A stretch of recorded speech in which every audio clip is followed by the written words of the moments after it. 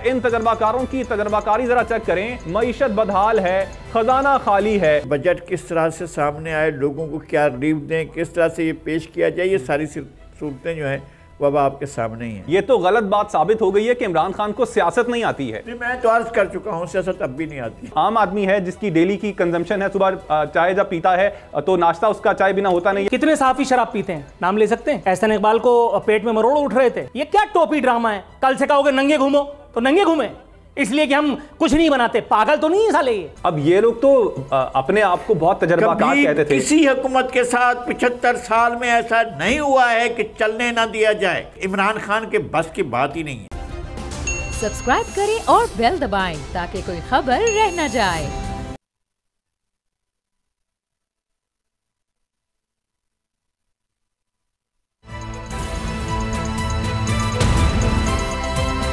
अब पता चला।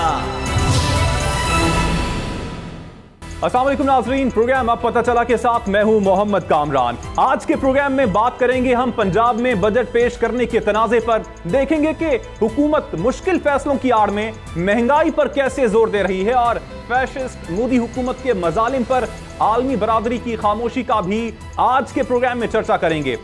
मिर्जा गालिब ने क्या खूब कहा था कि बाजीचा अतफाल है दुनिया मेरे आगे, होता है शब रोज तमाशा मेरे आगे।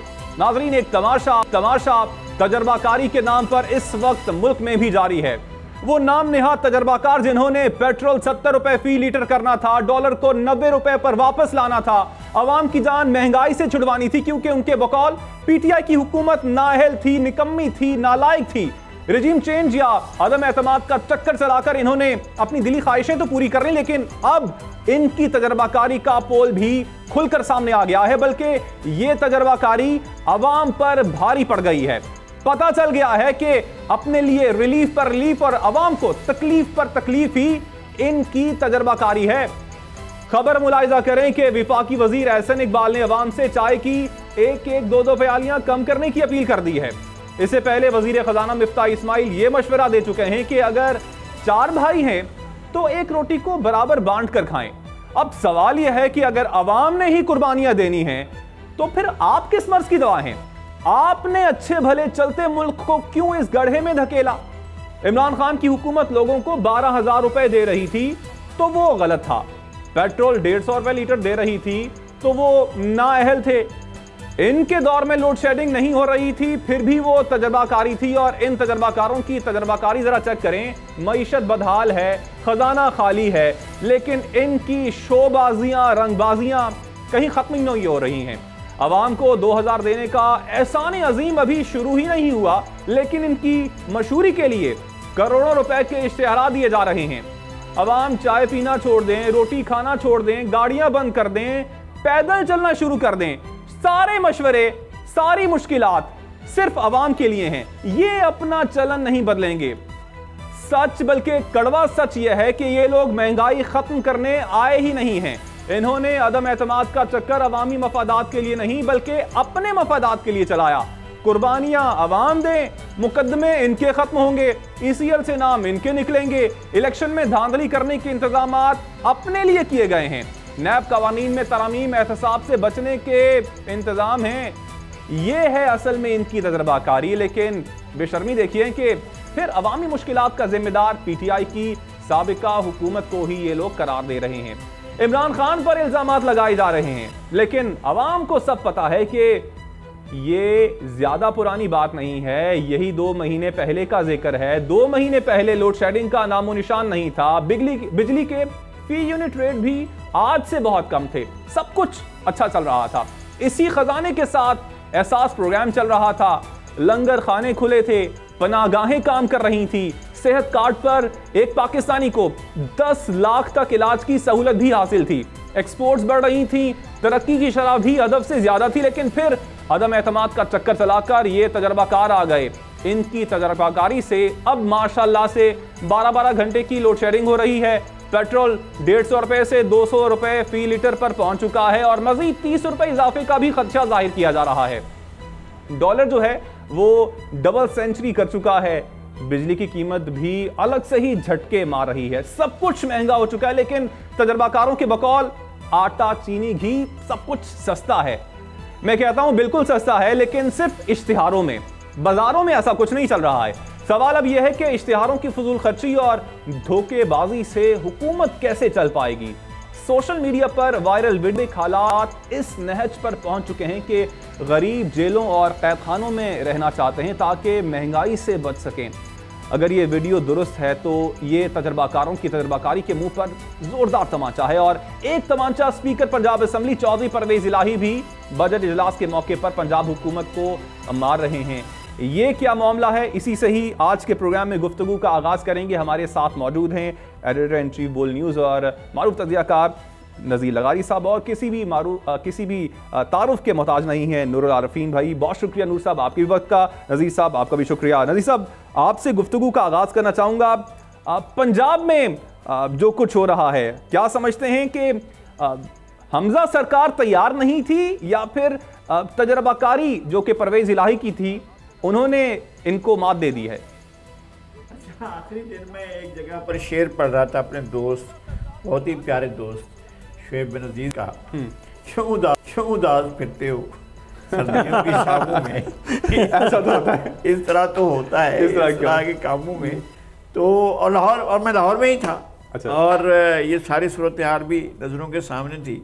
यह सबको अंदाज़ा था कि बजट पेश होना है, ये सबको अंदाज़ा था कि असम्बली का इजलास होगा, ये सबको पता था कि ये बजट इजलास होता है और इजलास में ही बजट पेश किया जाता है। ये भी पता था कि स्पीकर चौधरी परवेज इलाही हैं, ये भी पता था कि वो वज़ारत उज़्मा के उम्मीदवार थे और वो नहीं कामयाब हो सके या उनको नहीं कामयाब होने दिया गया, जो भी सूरत हाल थी। अब बहरहाल हमजा शहबाज शरीफ वज़ीर आला हैं और अब तो वो डिफेक्टो डिजोरो दोनों सूरतों में जो है वो हैं, इस वक्त मौजूद हैं। लेकिन इजलास जो है उसका पता नहीं चल पा रहा है कि कैसे होगा, बजट किस तरह से सामने आता है, बजट के क्या अदाद शुमार बनते हैं, ये जो भी बने तो उसका नतीजा क्या निकलता है। तो ये सब कुछ जो था वो इनके ऐसा नहीं था कि इनके लिए अनदेखी चीज़ थी या इनको मालूम नहीं था, ये सब कुछ ऐसे ही होना था। एक ऐसे ऐवान में जिन लोगों ने ये खेल खेला वो बड़े कमाल के माहिर लोग थे, इतने मंजे हुए लोग थे। ये इमरान खान साहब का खेल नहीं था। इमरान खान साहब जो हैं वो 2010 और 11 से लेकर अब तक जिस ताकत के खंभे पर सवार है ना, वो बहुत ताकतवर है भाई, उसके बारे में तो कुछ सोच भी नहीं सकता। और प्लानिंग कितनी कमाल की होती है कि ऐसी जगह पर आकर बांध कर इस नून लीग की और इत्तेहाद की हुकूमत को आकर सामने ला दिया गया है कि अब मुश्किलात हैं उसके सामने कि ये बजट किस तरह से सामने आए, लोगों को क्या रिलीफ दें, किस तरह से ये पेश किया जाए। ये सारी सूरतें जो हैं वो अब आपके सामने ही हैं। तो सियासत कहते थे कि इमरान खान को आती नहीं है, तो ये तो गलत बात साबित हो गई है कि इमरान खान को सियासत नहीं आती है। नहीं, मैं तो अर्ज कर चुका हूँ, सियासत अब भी नहीं आती है इमरान खान साहब। अच्छा। मैं इस पर कायम हूँ। और जो कर रहे हैं, जो इनको सियासत करा रहे हैं, वो ज़ाहिर है मंझे हुए हैं दुनिया के। देखें, मैं आपसे अर्ज़ करता हूँ, साइको वारफेयर के इतने बड़े दिमाग उनके साथ चल रहे हैं कि जिनके बारे में आप कभी तस्वुर भी नहीं कर सकते। ये देख रहे हैं आप कि कब किस तरह से रिटायर लोग जो हैं वो कैमरों के सामने आकर अपनी वाबस्तगियों का ऐलान कर रहे हैं। तो ये ऐसे थोड़ी है, उनके साथ दुनिया के ऐसे दिमाग हैं जो इसी तरह की कमालात करने के माहिर हैं, वो मोज़े करने के माहिर हैं, कर देते इनसे ऐसे कि जिनसे तवक्को न थी। यानी आप नीम के दरख्त से बेर उठा लें, निकाल लें और खा लें, ये होता है कमाल। ये इन्होंने कमाल किया है। अच्छा नूर साहब, आपकी जानिब आना चाहूँगा। अब हम पिछला दौरे हुकूमत था पंजाब में बुज़दार साहब का, बहुत तनकीद का निशाना बनाते थे कि बुज़दार साहब जो हैं उनसे सूबा नहीं चल रहा है, कारकर्दगी उनकी अच्छी नहीं है। लेकिन अब जो मौजूदा दौरे हुकूमत है हमजा सरकार का, तो वो तो लगता है कि उनसे भी बदतर है। अच्छा, इसमें तो खैर कतई किसी किस्म की दो राय नहीं है कि पिछला वाला जो दौर था बुज़दार सरकार का, उसको जो अच्छा कहे उसको किसी अच्छे दिमागी डॉक्टर के क्लिनिक का मुआयना जो है वो करवा लेना चाहिए अपना। दूसरी बात ये कि आपने कहा कि इनकी कारकर्दगी दिखाने का मौका ना इनको मिल रहा है और ना ही ये ख़ुद कारकर्दगी दिखाने के लिए संजीदा भी है। पंजाब पाकिस्तान का सबसे बड़ा सूबा, पंजाब पर जो जमात जिसका होल्ड होता है वो वफाक में भी अक्सरियत देखा गया है कि उसकी होती है, वो हुकूमत बनाती है। यहाँ जब इमरान खान की सरकार गई और दूसरी सरकार आने की बात हुई, पंजाब में कितने दिन तक ये सारा मामला लटकाया गया, हवा में सारी चीज़ें थी, किसी की जबीं पर कोई शिकन तक मौजूद नहीं थी। कौमी मफाद वाले भी यहीं थे, आज़ाद इदारा भी यहीं था, नज़रिया ज़रूरत के मामे भी यहीं थे, किसी को कोई तकलीफ़ नहीं थी। 15-20 दिन तक तो आरिफ अलवी साहब फ़ुटबॉल खेलते रहे। गवर्नर पंजाब उमर सरफराज चीमा उस वक्त के जो गवर्नर थे, उन्होंने जो धमा चौकड़ी मचाई हुई थी, कोई उस बारे में बात करने का रवादार नहीं था। उसके बाद हमज़ा शहबाज की जब इंतखाब की बारी आई, हमज़ा शहबाज के इंतखाब पर आपने सब ने देखा कि वहाँ अर्श और फ़र्श दोनों एक कैसे कर दिए गए। हमज़ा शहबाज उनको पता भी नहीं था कि वो वज़ीर आला है और दरहकीकत वो वज़ीर आला भी थे। तो ये सारी चीज़ें भी दुनिया ने देखी। अब अगर उनको बजट पेश करने का मौका नहीं मिल रहा तो इसमें भी कोई ऐसी अचंभे वाली बात नहीं है। चौधरी परवेज़ इलाही अगर अपने रंग दिखा रहे हैं तो इसमें भी कोई ताज्जुब की बात नहीं है, क्योंकि उनके सामने से भरी थाल छीन ली गई है। उनके सियासी पेट पर जो बहुत ज़ोर से लात रसीद की गई है, अब उसकी खिजालतें जो वो मिटा रहे हैं, तो इसमें अचंभे की कोई बात नहीं है। ये सब एज़ पर स्क्रिप्ट हो रहा है, इसमें मुझे तो कतई किसी किस्म की कोई हैरत नहीं है। अच्छा लखानी साहब, अब आप समझते हैं कि ये ऐसी फेल गवर्नमेंट है, ख़ास तौर पर अगर पंजाब गवर्नमेंट की बात की जाए कि बजट पेश करने जा रहे हैं और अभी तक अपना वज़ीर ख़जाना तक नहीं लगा पाए हैं? देखें ना, ये सूरत हाल तो है कि जिस तरह से अदम इस्तेहकाम किया गया वो मजमूई तौर पर, ये सिर्फ इसका नहीं है कि पंजाब का है, मुल्क मजमूई तौर पर एक अदम इस्तेहकाम का शिकार है, जिसको आमदन इस सूरत हाल में लाया गया है। जिस तरह से ये हमारे यहाँ तासुर पैदा किया गया और दुनिया में ये तासुर जा रहा है और दुनिया ये बात देख रही है कि now Pakistan is the banana Republic. अब हम बनाना रिपब्लिकन हो चुके हैं।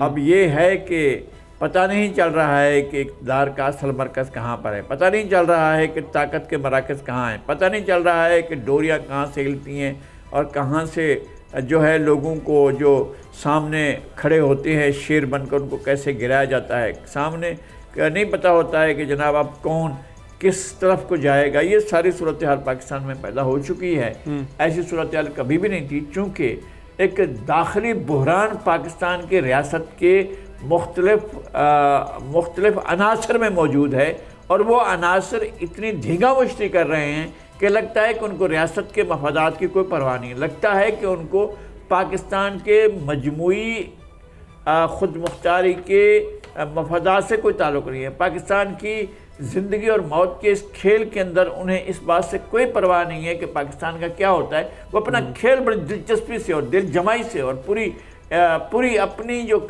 महारत है उसके साथ खेल रहे हैं और अदम इस्तेहकाम को और ज़्यादा गहरा कर रहे हैं। क्या करना चाहते हैं उसका एक खाका इमरान खान साहब ने बताया था। मुझे खौफ आता है उस बात से, अल्लाह ना करे मेरे मुंह में खाक के वो वक्त आए कि जी पाकिस्तान के ये फ़ौज जो है उसको ये कर दिया जाएगा, पाकिस्तान के जो असासे हैं एटमी उनका ये कर दिया जाएगा और पाकिस्तान की जो वो रियासत मुमलिकत के इतने टुकड़े हो जाएंगे। ये सारी चीज़ें अल्लाह ना करे। लेकिन सूरत हाल को वो तमाम लोग जो इस मुल्क के तहफ़्फ़ुज़ के ज़िम्मेदार हैं वो सब खींच कर घसीट कर उस तरफ को ले जा रहे हैं।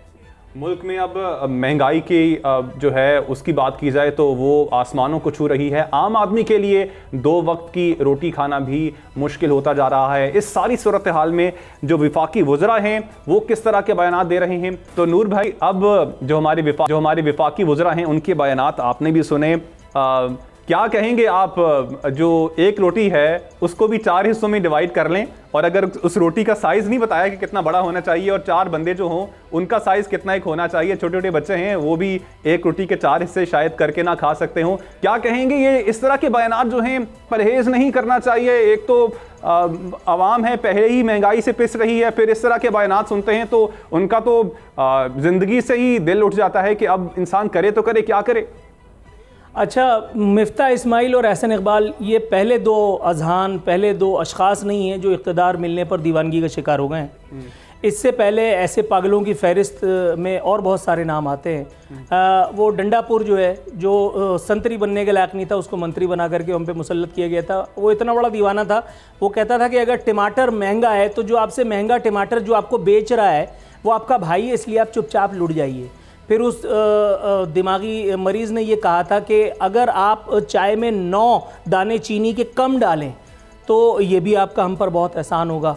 कुछ और दिमागी मरीज़ भी थे जिनके बारे में अगर हम बात करना शुरू करें, ये तफसील बहुत देरपा है। अभी थोड़ी दिनों पहले ही हमने एक प्रोग्राम में जिक्र किया, MPA थे, MQM के या MNA वसीमुद्दीन साहब, ये सलाउद्दीन, उन्होंने फरमाया कि जी अगर आप पैदल चलें तो इसमें क्या हर्ज है।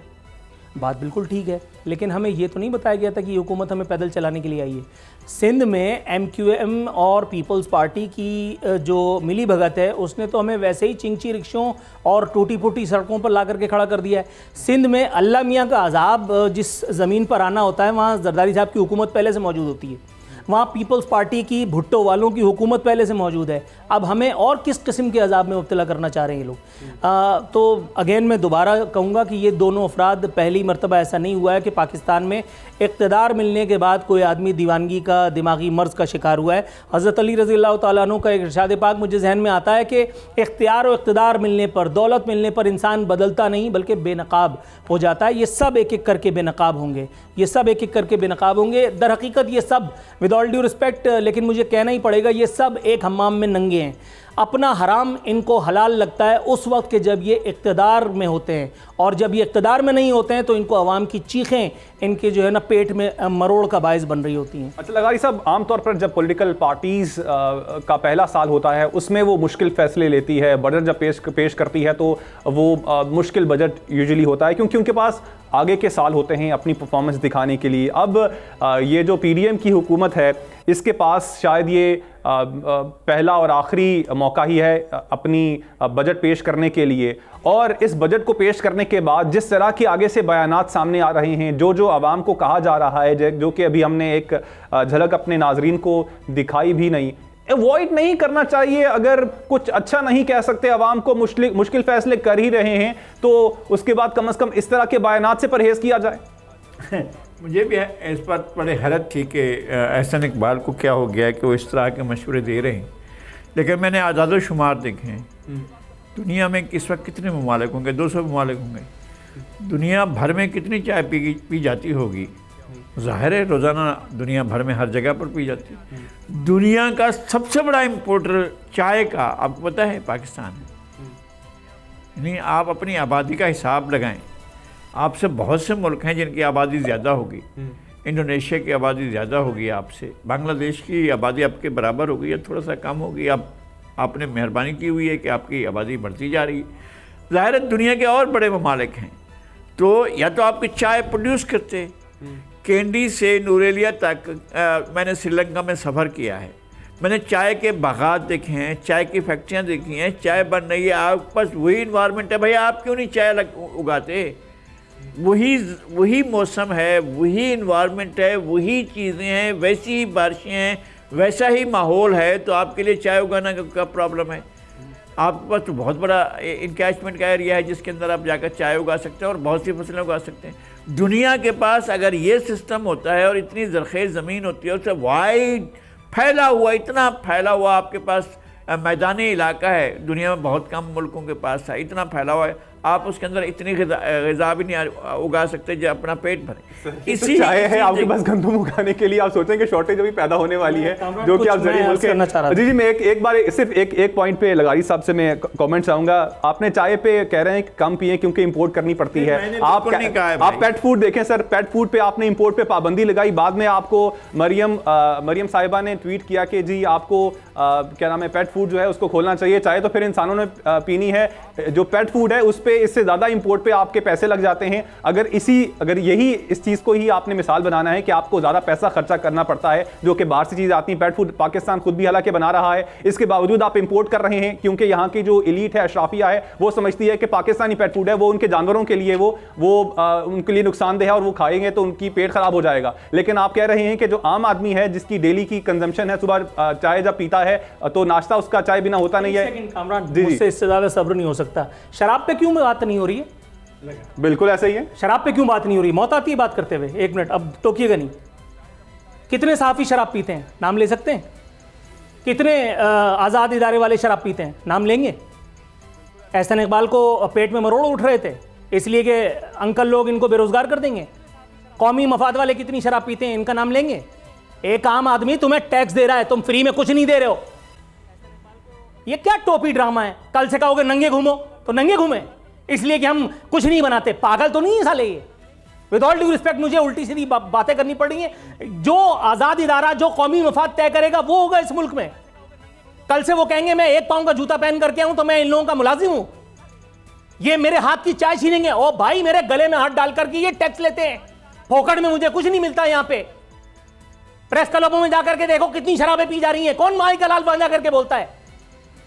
अवाम की चाय। यार कोई खुदा का खौफ करो, खुदा का खौफ करो यार। मतलब intellectual, with all due respect, मैं जुमला नहीं बोलना चाह रहा था लेकिन बोलना पड़ रहा है। एहसन इकबाल को क्या हो गया? इंटेलेक्चुअल प्रोस्टिट्यूशन की भी कोई हद होती है। अवाम के हाथ से चाय की प्याली लेकर के तुम इस मुल्क को चीन, जापान, सऊदीया कुछ नहीं बनाओगे। बहुत वैलिड पॉइंट है नूर भाई आपका। मुझे ब्रेक का कहा जा रहा है, ब्रेक से जब वापस आएंगे तो गुफ्तगू के सिलसिले को आगे बढ़ाएंगे। नाज़रीन, आप हमारे साथ रहिएगा। अब पता चला प्रोग्राम में एक बार फिर खुशामदीद। नाजरीन, हम ब्रेक पर जाने से पहले मुल्क में जारी महंगाई के हवाले से बात कर रहे थे और जिस तरह के बयानात हुकूमत की जानिब से, हुकूमती वज़रा की जानिब से आ रहे हैं, उस हवाले से बात कर रहे थे। इंट्रो में जो मैंने बात की उसमें यही बात कर रहे थे कि इनका जो मकसद है हुकूमत में आने का, वो महंगाई कम करना नहीं है, अवाम की परवाह नहीं है, इनको अपने केसेस की फिक्र है। यही वजह है कि जब हुकूमत में पीडीएम की हुकूमत आई तो सबसे पहले उन्होंने ईसीएल से अपने नाम निकलवाए थे। इस हवाले से अब सुप्रीम कोर्ट का फैसला सामने आ गया है और रिमार्क्स में सुप्रीम कोर्ट का यही कहना था कि इतनी जल्दी क्यों की गई ईसीएल से नाम निकलवाने के हवाले से कानूनी वजह बताई जाए और बाइख्तियार अफराद ने इस तरमीम से फ़ायदा उठाया और अब वजारत दाखिला और अदालती इजाज़त से मशरूत कर दिया गया है। लगारी साहब, आप इस फैसले को कैसे देखते हैं? एक अदालती फैसले को और दूसरा जो हुकूमत ने फैसला किया था ईसीएल से नाम निकलवाने का, आते साथ ही 2 दिन में ईसीएल से नाम निकलवा दिए थे। असल में उस दिन राना सनाउल्लाह के ज़िम्मे और काम था। उन्होंने उस दिन करना था कि नेशनल सिक्योरिटी कमेटी की जो मीटिंग हो रही है और जो साजिश पर बात कर रही है और उसके बारे में साजिश के जो वो सारे के सारी बुनियादें उखेड़ कर सामने लाने की कोशिश कर रही है, वो उन्होंने पेश करनी थी। उसमें वो कोई नई बात आई नहीं। वही उन्होंने कहा जो फलां तारीख को मीटिंग हुई थी उनको हम इंडोर्स करते हैं, साजिश कोई नहीं हुई है, जाएँ अपना घर चले जाएँ। तो उनके पास अब उसके पास बोलने का क्या था? वो आए और उन्होंने ईसीएल के ऊपर बात करना शुरू कर दी। हालांकि वो उसका कोई एजेंडा भी नहीं था, माहौल भी नहीं था, और फिर उन्होंने ईसीएल के बारे में लेक्चर देना शुरू कर दिया। देखें, ईसीएल आने वाली हुकूमत को ईसीएल के रूल्स को नरम करने या ज़्यादा फ्लेक्सिबल करने की क्या ज़रूरत पेश आ गई थी? अभी तो आप आए हैं, अभी तो आपका कोई ऐसा मसला नहीं है कि आपको फ़ौरन कोई रोक ले कि जनाब आप अभी बस रुक जाएं, अब आपने जो कर ली हुकूमत कर ली। कुछ लोगों के नाम थे ईसीएल में, अगर आपने कोई ड्यू प्रोसेस अप्लाई करना था तो वो कर लेते। अदालत उज़्मा का ये फैसला कि फ़लाँ इदारा करे, फ़लाँ इदारा करे, और भी इदारा शामिल हो, कोई मसला नहीं है। लेकिन अदालत उज़्मा को ख़ुद जाकर किसी डोमेन में जाकर वो नहीं होना चाहिए कि फ़लाँ चीज़ जो है अदालत से भी मंजूरी की मशरूत होनी चाहिए। तो मेरे ख्याल में कि ये एक दूसरी डोमेन है एग्जीक्यूटिव की, उसके अंदर अपना दायरा कार बढ़ाने वाली बात है। तो मैं ये समझता हूँ कि इस तरह की कोई ज़रूरत नहीं थी। आप बेशक किसी इदारे की तरफ से कोई और इदारा उसमें शामिल कर देते, कहते कि भाई फ़लाँ जो इदारा है वो भी उसमें शामिल हो, तो वो कर लिया जाए। लेकिन पाकिस्तान में जिसने जाना होगा वो सज़ा याफ्ता होगा, उम्र कैद मिल चुकी होगी, वो सब कुछ हो चुका होगा, वो जेल के अंदर से सी या बी क्लास में से निकल कर आपकी आंखों के सामने तैयारे में बैठकर चला जाएगा। ICL में नाम होना तो दूसरी बात है, वहाँ से भी उठकर चला जाएगा। और जिसको आपने नहीं जाने देना होगा, अगर वो बिल्कुल आज़ाद भी होगा तो नहीं जा सकेगा।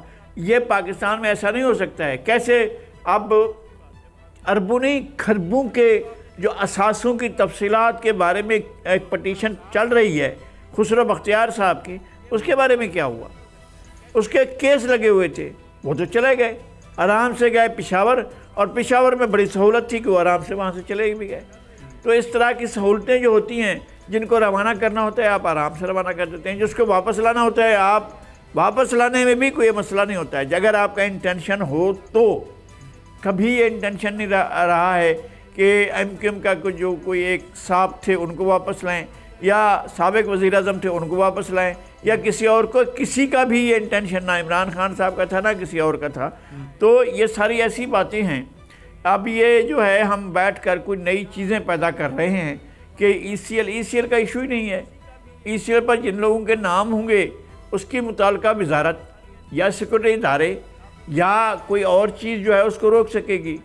मैं फिर अर्ज करता हूँ रूल्स में तब्दीली, नूर भाई आपकी जानिब आना चाहूंगा, आते साथ ही 2 दिन के अंदर अंदर ECL रूल्स में तब्दीली करना और फिर अपने जो वज़रा हैं या फिर अपनी PDM के अंदर शामिल जो ख़ास तौर पे जो लोग थे जिनके नाम ECL में शामिल थे, सबसे पहले उनको उनके नाम निकाले जाना या फिर मंजूरी नज़र लोगों के नाम निकाले जाना, तो दाल में कुछ काला तो ज़ाहिरी बात है उसी वक्त ही आ जाता है कि 2 दिन में आए हुए अभी आपको 2 दिन हुए नहीं हैं, कोई अवामी मफाद में फैसले करने के हवाले से आप जाते हैं लंदन, वहां पे जाके आप पूछते हैं कि क्या करना चाहिए क्या नहीं करना चाहिए, लेकिन सबसे पहले तो आपने यही फैसला लिया ना कि भाई ECL से नाम निकाली जाए ताकि हमें आने जाने में कोई मसला ना हो।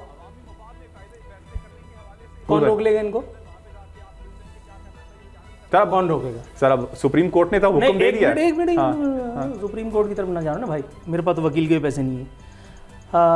कल मैं शारा फैसल पे गश्त फरमा रहा था तो हमने देखा, मेरी बेगम ने कहा कि ओहो अलादीन पार्क बिल्कुल डिमोलिश कर दिया। मैंने कहा ये गरीबों को रोज़गार भी देता था ना।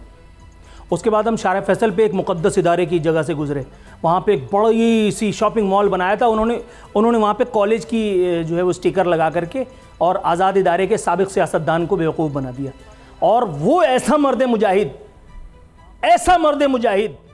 कि उसने भी जाते जाते अपनी पेंशन के चक्कर में दोबारा पलट करके नहीं देखा, वरना हर रोज़ जैसे उसके रिटायरमेंट के दिन करीब आ रहे थे उसको हर 2 महीने बाद, हर 1-2 घंटे के बाद उसको हॉल पढ़ रहे थे।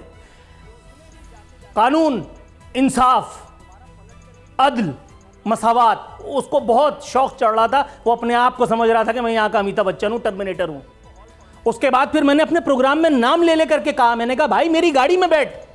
मैंने अपने घर पे व्लॉग किया आरफीन नामा में, मैंने उसको नाम लेकर के कहा। अल्ताफ हुसैन ने लंदन से मेरी वीडियो दिखा करके कहा कि ये आरफीन है, बोल चैनल पे प्रोग्राम करते हैं, इनका प्रोग्राम आरफीन नामा भी है। इन्होंने आज़ाद इदारे के मुतवल्ली से कहा कि भाई मेरी गाड़ी में बैठ, मैं तुझे बताता हूँ कहाँ कौन सा नाजायज़ क्या मंजन चल रहा है। किसी ने मेरी तरफ नहीं देखा, इसलिए कि उनको पता है कि मैं उनकी गाड़ी वहाँ ले आकर के बढ़वाऊँगा कि जहाँ से उनकी अगली 10-15 नस्लें जो है ना वो इधर उधर हो जाएंगी। ये सब टाइम पास करने के ज़रिए हैं। अब मैं हूं तो कुछ ना कुछ तो मतलब करना है मुझे। ECL, अच्छा चलिए ECL में आज से पहले ऐसा नहीं हुआ, लियाकत जतोई जो थे उनका नाम तहरीक इंसाफ के दौर में ECL से निकाला गया था। उसके बाद फिर वो मटरगश्त करते हुए UAE तक गए, फिर लंदन भी गए, फलाने गए, डिकाने गए, उनको सारी आसानियां उसके बाद फिर मिली। ये कोई पहली दफ़ा थोड़ी हो रहा है भाई। लेकिन पाकिस्तान के एक आम आदमी का मसला ECL नहीं है।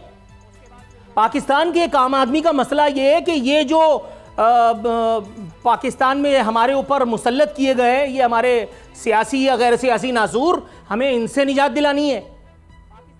आप अपना काम नहीं करेंगे लेकिन आप दूसरे को कहेंगे कि भाई तेरी टांग जो है ना वो जरा सी उधर जा रही है। अरे तो खुदा का खौफ कर ले भाई।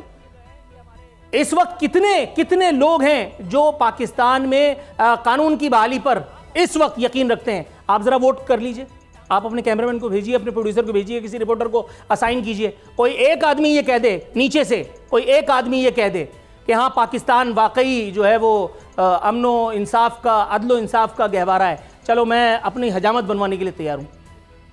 और ये बात मैं जो कह रहा हूँ ये सब जानते हैं, ऐसा नहीं है कि ये कोई बहुत बड़ा राज मैं इंकशाफ कर रहा हूँ, नहीं भाई।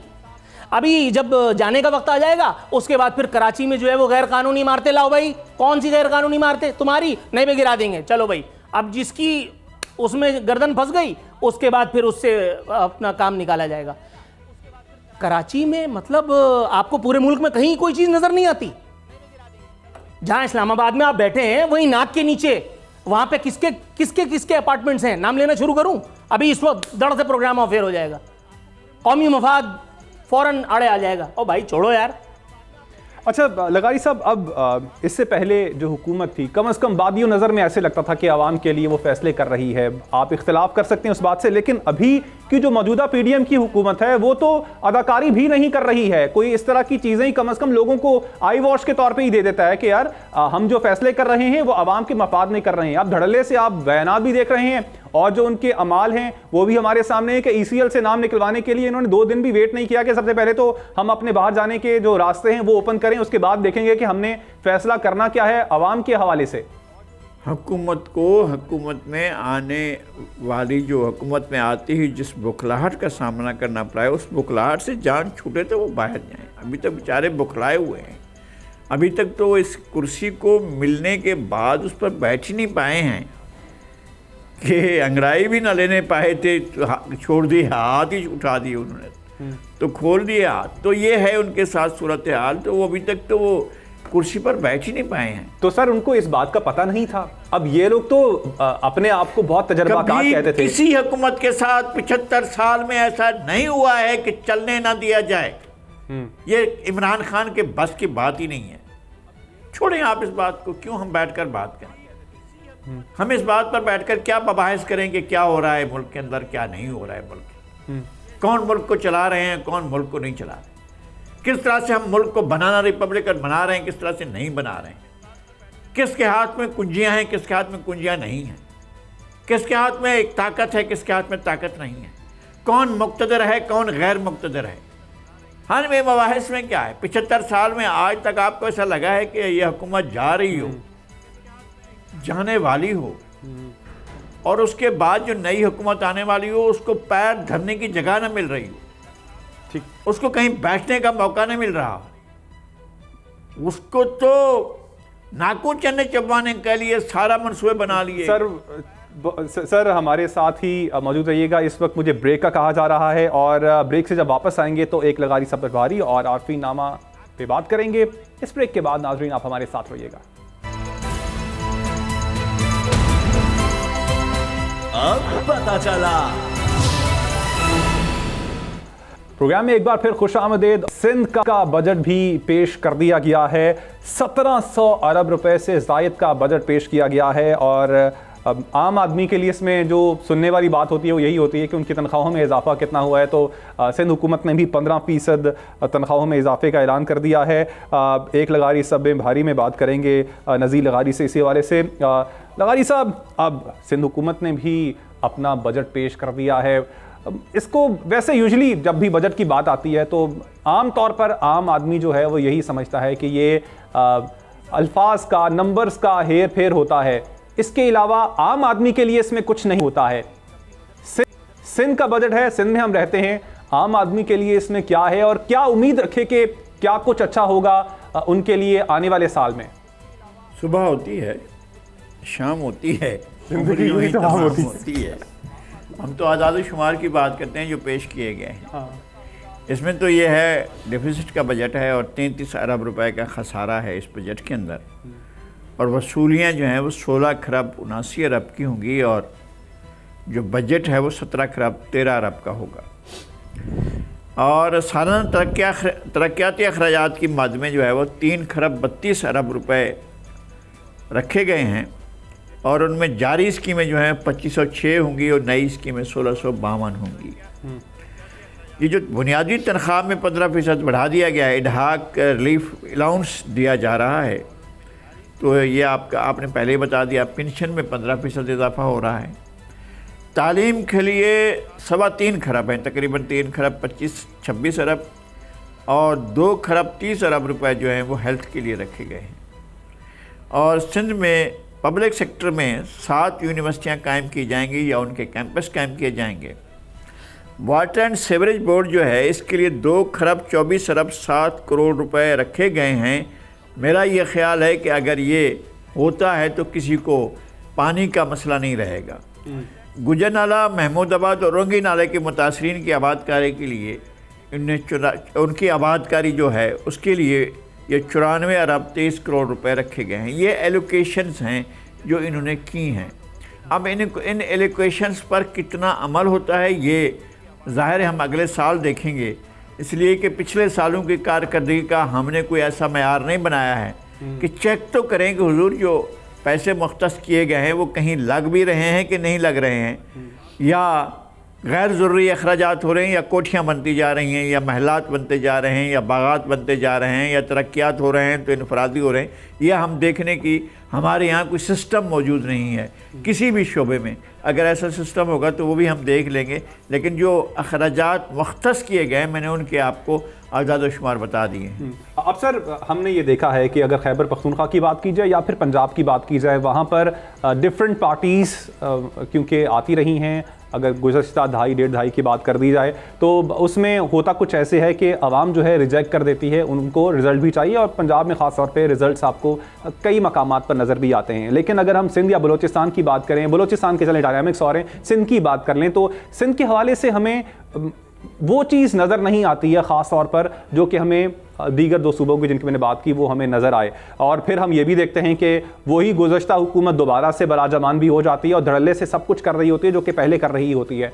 इसकी क्या वजह है और इस वजह से भी ये क्या नाम है बेहतरी नहीं आ रही है? एक तो ये है कि कुछ चीज़ें ऐसी होती हैं जो हमें नज़र नहीं आ रही होती हैं, कुछ चीज़ें ऐसी होती हैं जिन्हें हम देखना नहीं चाहते हैं।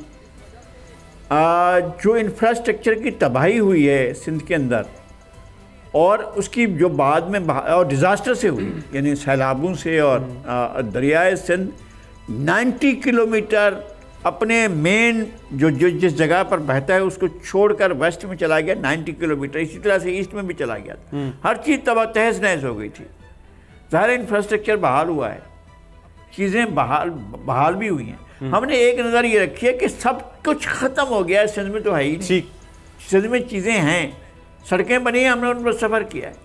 मैं यहाँ से 4 घंटे में पहुँचा हूँ, नगर पर 2 दिन लगते थे, रास्ते में हम एक रात रहते और थे, आगे भी बेहतरी की और हम जो है वो सफ़र करते थे, हमने ये भी किया। लेकिन मैं ये नहीं कहता हूँ कि सब ठीक हो गया है, भाई सब ठीक होना बाकी है, सिंध में हर चीज़ ठीक नहीं है। बेहतरी की उम्मीद रखते सर। मेरे पास टाइम बहुत कम है, आरफी नामा की जाने बढ़ेंगे और पड़ोसी मुल्क भारत की बात करेंगे जहाँ पर मुसलमानों पर जुल्म और बर्बरियत के पहाड़ तोड़े जा रहे हैं। ख़ासतौर पर मलूना नूरपुर शर्मा की बात की जाए तो उसकी गुस्ताखी के बाद जब मुसलमानों ने वहाँ पर एहतजाज शुरू किया तो उनके घरों तक को मिसमार करने का सिलसिला शुरू कर दिया गया और सो कॉल्ड सेकुलर स्टेट अपने आप को जो कहती है भारत, वो अब मुसलमान वहाँ पर महफूज हमें दिखाई नहीं देते हैं और दुनिया की सबसे बड़ी जमहूरियत होने के दावेदार जो हैं इस वक्त वहाँ पर क्या कुछ हो रहा है वो हम सबके सामने है। नूर भाई आपके कमेंट्स चाहूँगा। दो कौमी नज़रिए की अहमियत एक मरतबा फिर आश्कार हुई है, साबित हो गया है कि हिंदुस्तान सिर्फ हिंदुओं का है और कुछ नहीं। ये हिंदुस्तान नहीं, हिंदू स्थान है। ये एक ऐसी जगह है जहाँ हिंदू बसते हैं, यहाँ ज़िंदगी सिर्फ हिंदुओं को गुजारने का हक़ हासिल है। बाकी तमाम लोग, चाहे वो क्रिश्चियंस हों, चाहे वो मुस्लिम्स हों, उनको, चाहे वो सिख हों, उनको उनके हुकूक़ ना मिले थे और ना कभी मिलेंगे। सेक्युलरिज़म के नामलेवाओं का बचा कुचा मलम्मा भी अब उतर गया है। मलौना नुपुर शर्मा और वो जो अबू जहल था असर हाजिर का, उसको अभी तक गिरफ़्तारी नसीब नहीं हुई है। 15 से 18 दिन हो चुके हैं इस एक वारदात को हुए। लेकिन दूसरी तरफ एहतजाज करने वाले निहत्ते मुसलमानों पर जो वारदात की जा रही है, वहाँ का वज़ीर आला, अल्लाह माफ़ करे, यहाँ कोई SHO लगाने से पहले मेरा ख्याल है सोचा जाता होगा, हमारा माशरा चाहे कितना भी बुरा हो, लेकिन आप हिंदुस्तान पर क्या तबर्रा करें, अल्लाह माफ़ करे, कि वहाँ बाकायदा यानी वज़ीर आज़म के ओहदे पर उस कस्साब को बिठाया गया है कि जिसका मंजूर नज़र है ये जाहिल योगी आदित्यनाथ, जिसको बात करने की तमीज़ तक नहीं है। ये ख़ुद वहाँ का चीफ़ जस्टिस बना हुआ है। मुसलमानों के घर बाकायदा मसमार हो रहे हैं और चीफ़ जस्टिस ऑफ इंडिया भंग पी करके सो रहा है। चीफ़ जस्टिस और ऑफ इंडिया गया ऐसी तैसी में इंडिया का पूरा सियासी निज़ाम, सियासी ढांचा इस वक्त लर्जा बरामदम है, इस वक्त लर्जा बरामदम है। असदुद्दीन अवैसी और कुछ बची कुची आवाज़ें इस वक्त अपने तौर पर कुछ मुसलमानों की दिलजोई करने का काम ज़रूर कर रही हैं, लेकिन बहरहाल ये काम अभी बहुत दुश्वार गुजार है, अभी बहुत इसमें जो है वो गुंजाइश है होने में, क्योंकि मोदी सरकार मासूम बच्चों तक को स्पेयर करने के लिए जो है वो तैयार नहीं है। निहत्ते मुजाहिरीन पर स्ट्रेट फायर किए जा रहे हैं, गोलियां चलाई जा रही हैं। आपने उस माँ का बैन नहीं देखा जो अपने बच्चे को शहीद गर्दानते हुए कह रही थी कि मेरे और बच्चे भी होते तो मैं उसे नबी करीम की राह में कुर्बान कर देती। और आप दूसरी तरफ आप इन अरब शयूख और इन हुक्मरानों के आप इनके कपड़े उतरते हुए विद ऑल ड्यू रिस्पेक्ट देखेंगे, वो शिद्दत को अपनी नाफ के बल जा करके नेशनैलिटी पेश करते हैं, वो जो गोल्डन सिटीजनशिप पेश करते हैं, वो जो इसराइलियों को अपनी सरजमीन पर खुशामदीद कहते हैं, वो जो हिंदुओं को बाकायदा होली खेलने की इजाज़त देते हैं, वो जो बाकायदा अपनी सरजमीन पर, अपनी मुक़द्दस सरजमीन पर नाइट क्लब्स और बार खोलने की इजाज़त देते हैं, सिनेमा खोलने की इजाज़त देते हैं। और अगर पाकिस्तानी हुक्मरानों का नाम लूँ तो उनको मेरा ख्याल है कि उनका हक अदा फिर भी नहीं हो सकता कि इन कमज़ोर लोगों में तो इतनी भी शर्म नहीं, इतनी भी हया नहीं कि ये यहाँ से अपने भारत के जो सफ़ीर था उसको ही एक्सपेल कर देते। ये तो शायद एक बहुत बड़ी डिमांड मैं कह रहा हूँ। ये मज़हब का जो होलसेलर यहाँ बैठे हुए हैं, ये तहरीक लब्बैक वाले, जिनको जब गेट नंबर 5 से कॉल की जाती है उठो नवाज शरीफ को तेल कर दो, ये जाते हैं जाकर के गेट दरवाज़ा खोल करके कैपरी सिनेमा जला देते हैं, गाड़ियाँ जलानी शुरू कर देते हैं। किधर है ये मामे? निकल करके क्यों नहीं जा रहे भारत की जो है वो एम्बेसी पर? भारत की एम्बेसी पर कितने लोगों ने, कितने सियासतदानों ने जाकर के ये आवाज़ उठाई है? कितने लोगों ने? ऐसा लगता है अल्लाह माफ़ करे, माज़ल्ला माज़ल्ला, मेरे मुंह में खाक, बख्शिश के लिए इनको नबी करीम सल्लल्लाहु अलैहि वसल्लम की माज़ल्ला अब ज़रूरत नहीं, अल्लाह ताला माफ़ फरमाए मुझे। लेकिन ये ऐसे अल्लाह माफ़ करे हम बेहिस लोगों में जिंदा हैं कि जहाँ कुछ भी कह लो तो कम है। वेकअप कॉल की जरूरत है। बहुत शुक्रिया नूरुल आरफीन साहब, आपके वक्त का। नज़ीर लगारी साहब, आपने वक्त दिया, आपका भी शुक्रिया। नाज़रीन, मुझे मोहम्मद कामरान को दीजिएगा इजाजत। अल्लाह निगहबान। अब पता चला। सब्सक्राइब करें और बेल दबाएं ताकि कोई खबर रह न जाए।